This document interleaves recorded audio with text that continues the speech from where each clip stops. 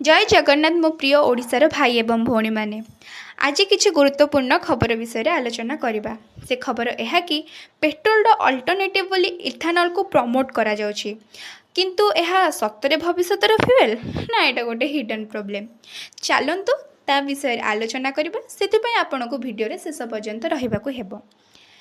India flex fuel आउ ethanol को बहुत फर्स्ट प्रमोट करा जाउछि कारण यह ऑयल इंपोर्ट कॉस्ट को कमी पारिबो आउ पॉल्यूशन मध्य रिड्यूस करि पारिबो। गवर्नमेंट कहूची जे इथानल हेले इंडिया सेल्फ इंडिपेंडेंट होबो आ कृषक माननको लाभ मिलिबो किंतु स्टोरी रा अन्य साइड भी तो अछि ना। इथानल मेनली आखु आ मक्कारू तयारी होय थाए एटारे सबुठु अधिक लाभ पाइबे आम कृषक माने कंपनीज माने आउ इंडस्ट्रीज माने किंतु पब्लिक ପାଇଁ କିଛି बड़ समस्या मध्य रही। इथानल मिलिबो किंतु पेट्रोल ठारू कम माइलेज रे पुराना जानवाहन रे इंजिन समस्या एवं मेंटेनेंस कॉस्ट भी बढ़ी पारे।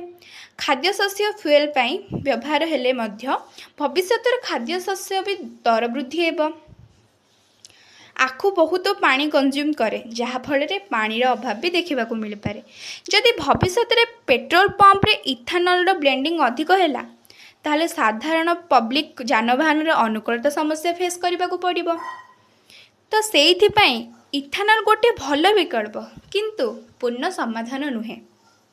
प्रश्न यह कि पर्यावरण संरक्षण करने पब्लिक पॉकेट आउ फूड सिक्योरिटी रिस्क रे पड़ेनि तो कमेंट रे निश्चय भावे आपण मत प्रदान करेंगे। Ethanol smart future hidden problem risk चलतु ता विषय आलोचना करिबा।